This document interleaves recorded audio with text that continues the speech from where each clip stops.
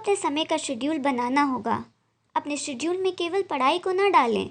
आपका शेड्यूल पढ़ाई के इर्द गिर्द बना होना चाहिए। इसका क्या मतलब है? इसका मतलब है कि जिस दिन आप पढ़ना शुरू करते हैं उस दिन रोज़ ठीक उसी समय के लिए शेड्यूल बनाना। मेरे लिए मुझे याद है कि ये लगभग 6 बजे था। मैं हमेशा अपने आप से कहती हूँ, ठीक है, शाम 6 बजे। मैं स्कूल से वापस आती हूँ, थोड़ा आराम करती हूँ और फिर शाम 6 बजे ये मेरे पढ़ने का समय है। ये शुरू होता है। ये कब तक चलता है? खैर, ये इस बात पर निर्भर करता है कि मेरे पास कितने असाइनमेंट और होमवर्क हैं, लेकिन ये कम से कम 1 या 2 घंटे के लिए जाता है और कभी कभी 4 या 5 या 6 घंटे के लिए जाता है। और ये 6 बजे शुरू होता है और आमतौर पर लगभग 9 पर समाप्त होता है या 10 या उसके बाद। और ये समय अलग अलग होता है, लेकिन मुझे लगता है कि वास्तव में ज़रूरी ये है कि शुरुआती समय 6 हो। चाहे कुछ भी हो, 6 ही। बैठ जाओ और पढ़ाई करो, किताबें खोलो, बैठो, पढ़ो। ये आपके लिए 6 बजे होने की ज़रूरत नहीं है। आप अपने समय का शेड्यूल बनाएं और फिर आप इसे हर दिन कर रहे हों। इसके बारे में ज़रूरी बात यह है कि ये हमें अगली बात पर ले जाता है, जो कि आपको आरामदेह होना और अच्छे से पढ़ाई करने के लिए आपको खुद को धीमा करना होगा। आप पढ़ाई प्रक्रिया में जल्दबाजी नहीं कर सकते हैं और मेरे द्वारा उपयोग किए जाने वाले रहस्यों सही एक शागिर्द के रूप में मैंने जिन समस्याओं का सामना किया, जिन चीज़ों को मैं समझ नहीं पाई, मैंने उन्हें दोहराव के माध्यम से मजबूर कर दिया और इस दोहराव में समय लग सकता है। साथ ही आप जानते हैं, आपको अपने साथ धीरज रखना होगा। कभी कभी आप समस्या को समझ नहीं पाते हैं तो आप इसे दोहराते हैं, फिर दोहराते हैं, इस पर विचार करते हैं, फिर इस पर विचार करते हैं और इसका मतलब है कि कभी कभी ये आपको 1 घंटे में एक छोटा सा मैथ्स असाइनमेंट पूरा करने के लिए बहुत ज़्यादा समय लेता है। आपको 3 घंटे लग सकते हैं, लेकिन अगर आप अपने आप को शांत रखते हैं तो ये इसके लायक है। आरामदेह हो जाएं, अपने आप को धीमा करें। इस जानकारी को अवशोषित करने के लिए खुद को खोलें। ठीक है, ये वो जगह है जहाँ ये पसंद आता है।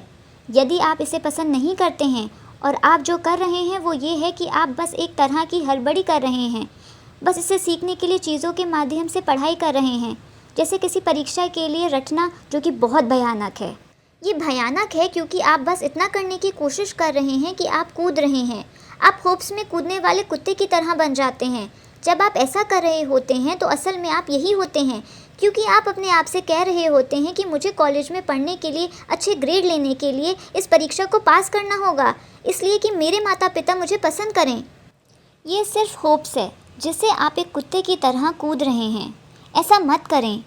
इसके बजाय आप इसके बारे में क्या सोचते हैं? ये ऐसा है, ठीक है, ये विषय वास्तव में आकर्षक है, मुझे और पढ़ाई करने दें, मुझे और जानने दें।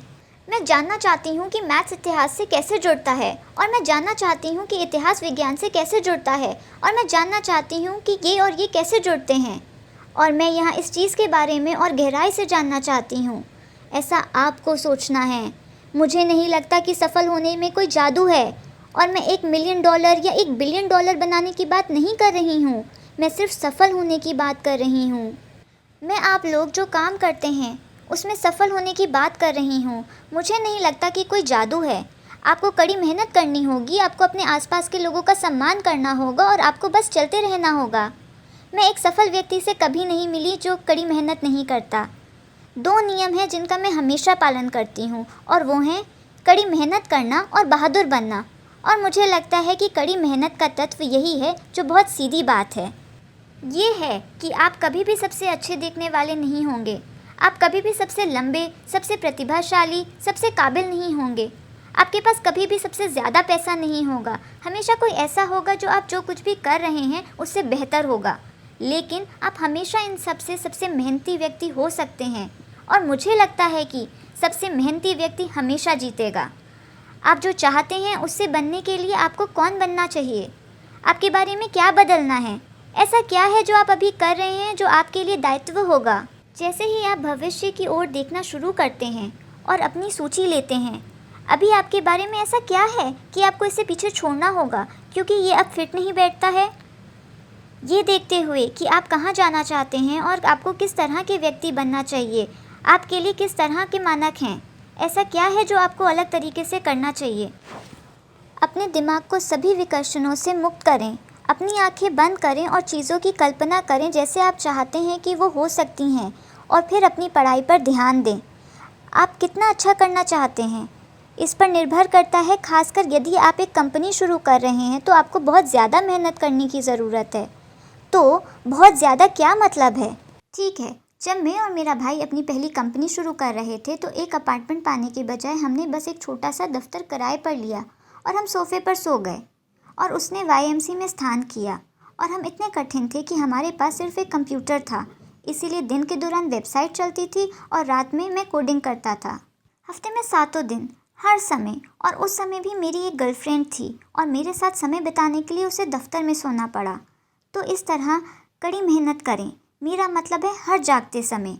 यही वो चीज़ है जो मैं कहूँगा कि यदि आप एक कंपनी शुरू कर रहे हैं तो आप कहते हैं कि ठीक है, अगर कोई 50 घंटे काम कर रहा है और आप 100 घंटे काम कर रहे हैं तो एक साल में दूसरी किसी कंपनी से दुगना काम हो जाएगा।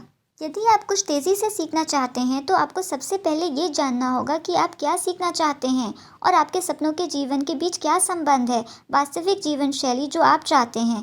मैं लोगों से हर समय कहती हूँ कि चीज़ों को करने के बारे में सिर्फ सोचा ही ना करो। आप सीखना चाहते हैं क्योंकि अनुमान लगाएं। हम सब कुछ ना कुछ सीखना चाहते हैं। मानव निर्माण से हम जिज्ञासु जानवर हैं। हम बहुत ज़्यादा जिज्ञासु है। मेरा मतलब है कि हम एक जिज्ञासु समाज हैं। हर कोई तुरंत 50 नई चीज़ें सीखना चाहता है, लेकिन कोई भी कभी कुछ नहीं सीखता है। क्यों? क्योंकि ये उनके लिए वास्तविक नहीं है। ये एक क्षणिक इच्छा है। यदि आप एक महान शिक्षार्थी बनना चाहते हैं तो आपको इसे अपने सपनों के जीवन से जोड़ना होगा। एक सच्ची जीवन शैली जो आप अपने लिए देखते हैं।